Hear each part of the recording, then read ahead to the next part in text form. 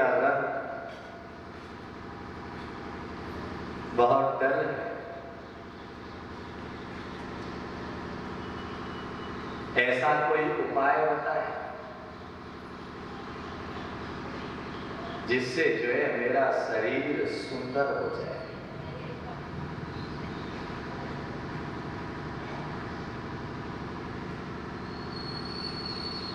और वैसे भी इस दुनिया में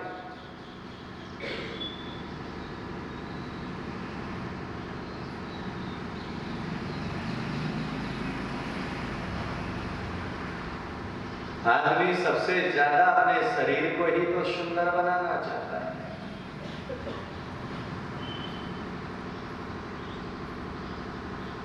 उसके लिए पता नहीं कितने कितने तरह के उपक्रम करता है, कितने कितने प्रयास करता है, कौन कौन से प्रोडक्ट अपने चेहरे पर उपयोग करता है।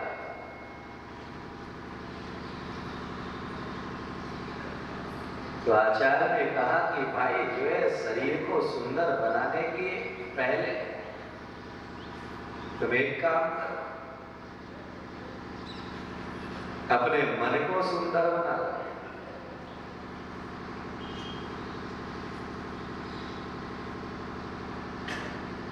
बोले जो है मन को कौन देखता है? सारी दुनिया तो हमारे चेहरे को देखती है। और आप कहते हैं कि मैं अपने मन को सुंदर बनाऊं। तो जैनाचार्य कहते हैं कि तन की सुंदरता तो केवल 4 दिन की हुआ करती है, लेकिन मन की सुंदरता मरने के बाद भी याद रखी जाती है।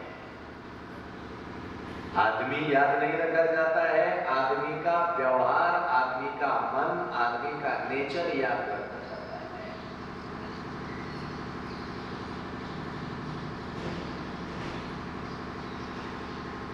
आचार्य ने कहा कि जो है तन तो जो है पानी की बूंद पड़ते समाप्त हो जाएगा, क्योंकि तन तो मरण धर्मा है, ये हमेशा स्थायी नहीं रहने वाला है। लेकिन जो है मन जो है तुम्हारे जीवन को सुसंस्कृत करने वाला है।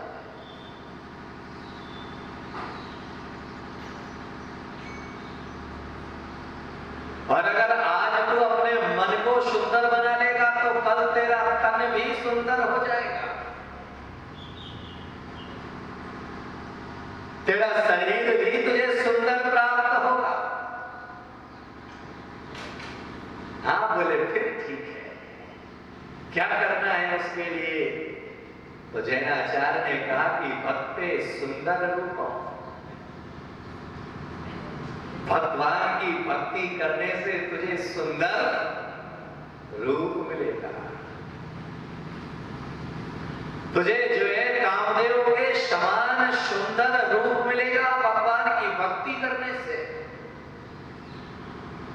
और याद में रखिएगा कि श्रावकोचित जीवन में उद्धार के लिए, श्रावकोचित जीवन में कल्याण के लिए सबसे प्रथम मार्ग है भक्ति।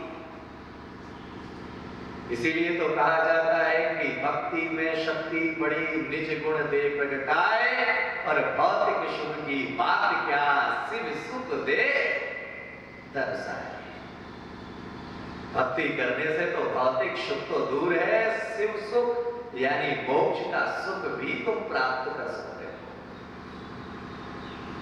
लेकिन वह भक्ति प्राणों से होना चाहिए, वह भक्ति दिखावे के लिए नहीं, वह भक्ति बनावटी नहीं होना चाहिए।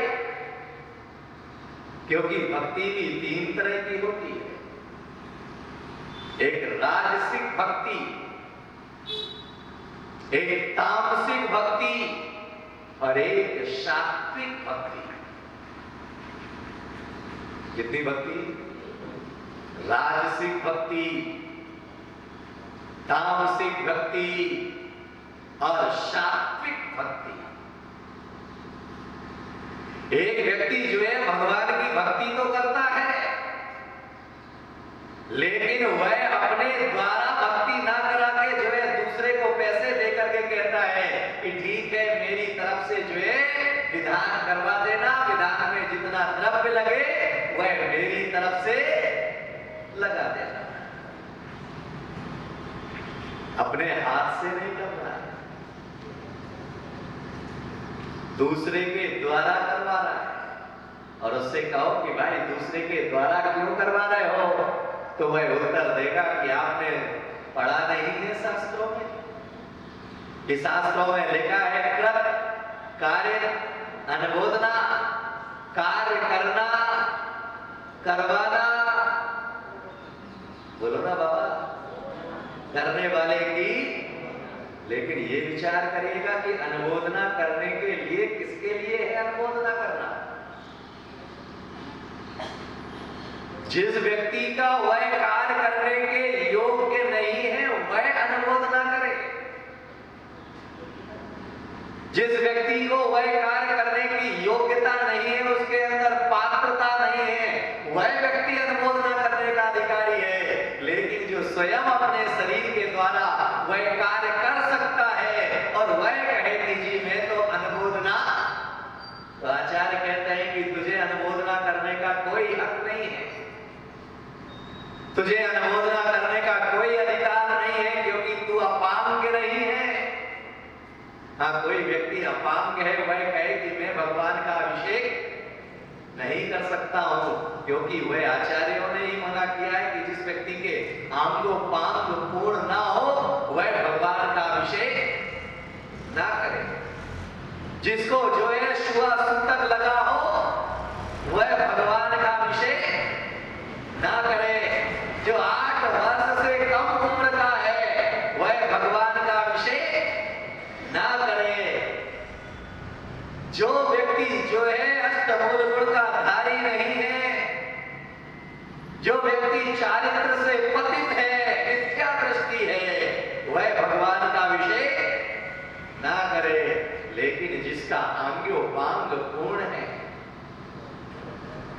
जिसे सूतक भी नहीं है, जिसका शरीर भी हिलता डुलता नहीं है, शरीर भी सुदृढ़ है, और ऐसा व्यक्ति कहे कि भाई मैं अभिषेक नहीं करता, तुम मेरी तरफ से अभिषेक कर लो, मुझे अनुमोदना का बोलो पुण्य मिल जाएगा।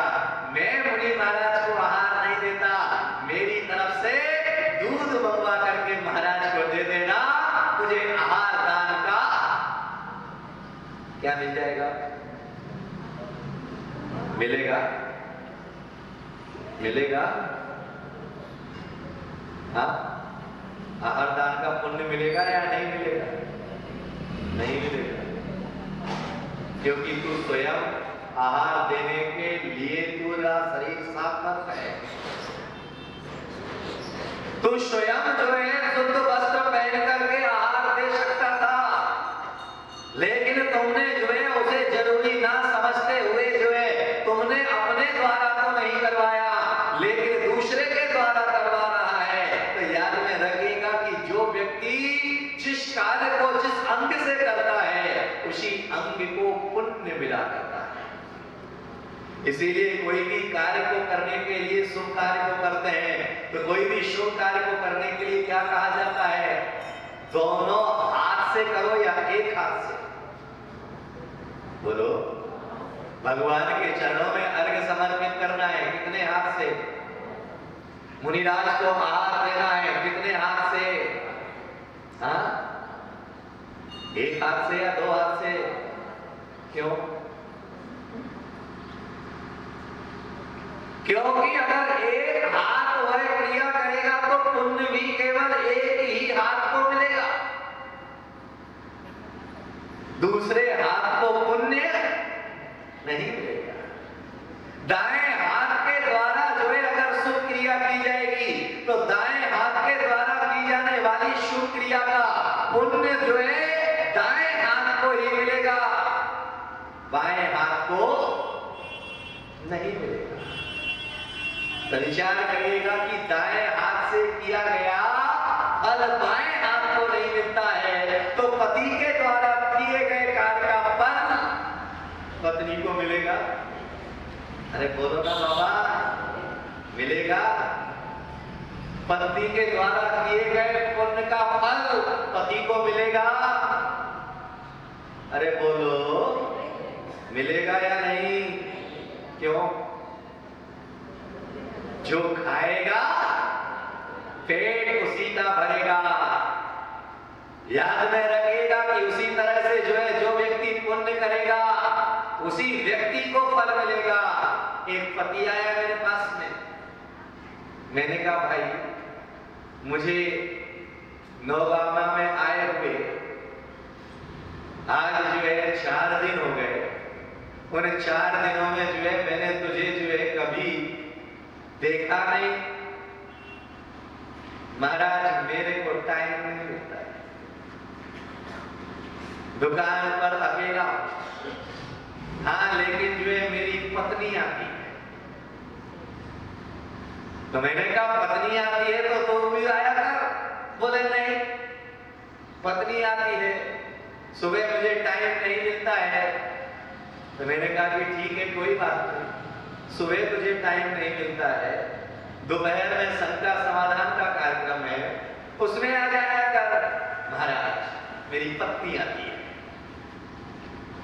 मैंने कहा कि शाम को आनंद यात्रा होती है, उसमें आ जाया कर। महाराज मेरी बोलो पत्नी आती है। मैंने कहा रात में 8:30 बजे भैया वृद्धि का टाइम है, उसमें आ जाया कर। कौन पत्नी आती है? उसमें पत्नी कहां से आ सकती है? बोले महाराज इतना धर्म करती है मेरी पत्नी, इतना पुण्य करती है मेरी पत्नी। तो आप बताओ मेरी पत्नी इतना धर्म पुण्य करती है तो बताओ वह मरने के बाद कहां जाएगी? कहां जाएगी? मैंने कहा डेफिनेटली वह इतना धर्म करती है, इतना पुण्य करती है, इतना अच्छा कर्म करती है तो मरने के बाद डेफिनेटली वह स्वर्ग जाएगी। बोले महाराज जिस दिन वह स्वर्ग जाएगी उसके पैर पकड़ लूंगा। देवी अकेली क्यों जा रही है, मुझे भी दादा बोल रहे, बोले साथ ले चल। याद में रखिएगा सारी दुनिया में पत्नी को अर्धांगिनी कहा जाता है। किसे? पत्नी को क्या कहते हैं? अर्धांगिनी, आधे अंग की स्वामी। लेकिन कहीं पर भी पति को अर्धांगिना नहीं कहा जाता।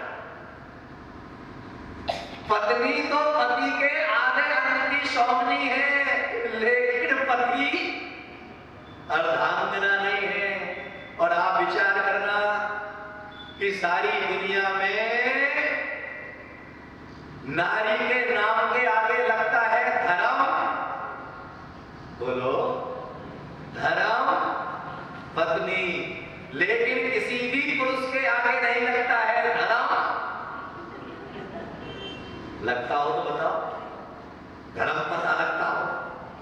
धर्म पता महेंद्र जी, धर्म पता आशीष जी, धर्म पता लक्ष्मी लाल जी, धर्म पता जयंती लाल जी, लगता है? बोलो किसके आगे लगता है? याद में रखना, क्योंकि ऐसा तो कहा जाता है कि पति जो कुछ भी धर्म पुण्य करता है उसका आधा पत्नी को मिलेगा, लेकिन पत्नी जो कुछ करेगी उसका पति को मिलेगा। तो फिर क्या होगा? तुमने शादी के समय वचन भरा, कितने वचन लिए थे? अरे बोलो बाबा, 7। कौन कौन से? कौन से वचन लिए थे? हाँ?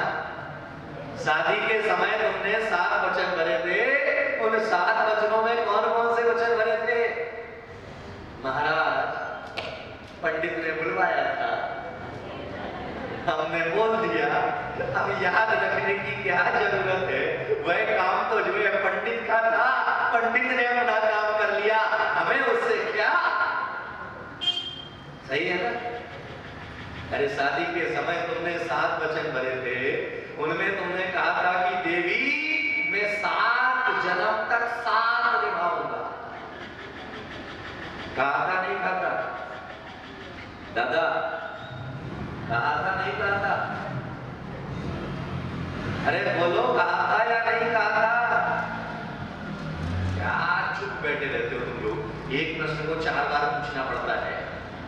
कहा था या नहीं कहा था? कहा था। अब आप विचार करिए कि धर्म तुम जो है पुण्य नहीं करोगे, पति अगर पुण्य नहीं करेगा, धर्म नहीं करेगा, सत्कर्म नहीं करेगा, भला कृत्य नहीं करेगा, तो वह पाप की वजह से बंगाल की खाड़ी में पैदा होगा, और पत्नी धर्म पुण्य करके जो है वह एवरेस्ट की चोटी में पैदा होगी। तो बताओ मिलन कैसे होगा? बोलो मिलन होगा? और आपने कभी ख्याल किया हो कैसी व्यवस्था बनाई हुई है कि जब विवाह होता है तो विवाह में जो है 6 फेरे में लड़की आगे चलती है। बोलो ऐसा है नहीं? 6 फेरे में लड़की आगे चलती है, लड़का पीछे चलता है, और जैसे ही 7वां फेरा आता है